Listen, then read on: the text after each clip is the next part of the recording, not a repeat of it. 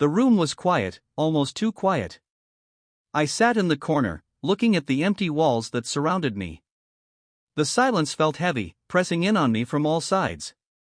I felt the weight of my own thoughts, the loneliness creeping into every corner of my mind. I am alone, I reminded myself. Not just in this room, but in life. The clock on the wall ticked away the minutes, each second feeling like a lifetime. I tried to focus on something, anything, but it was as if my mind had been swallowed up by the emptiness. I longed for something, someone, to fill the silence.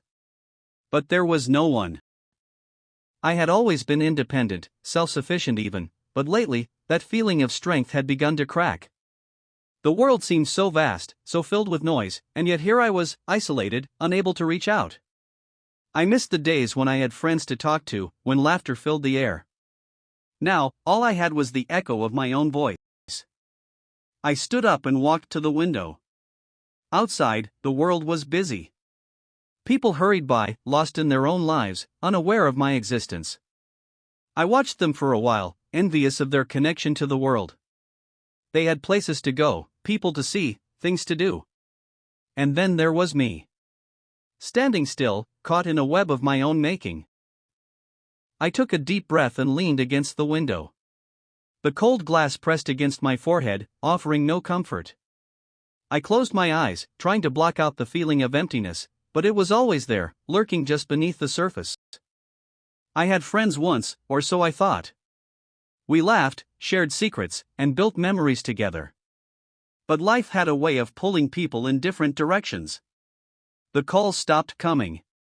The texts became fewer. And eventually, they all disappeared, one by one.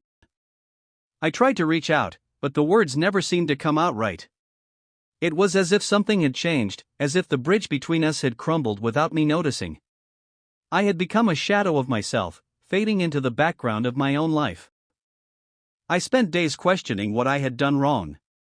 Was it something I said? Something I didn't say? Was it my fault that I was left behind?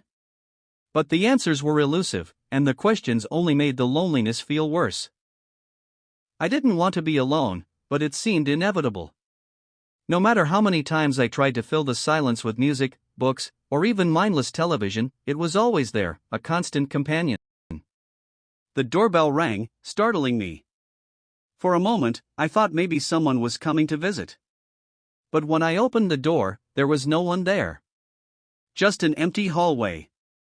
I sighed and closed the door, the weight of it all pressing down on me again. The night fell, and the darkness wrapped around me like a heavy blanket. I crawled into bed, my mind racing. I knew I was alone, but part of me still hoped for something, anything, to change. Maybe tomorrow would be different. Maybe I wouldn't feel so empty. But for tonight, I am alone. And somehow, that feels like the truth. The harsh, undeniable truth.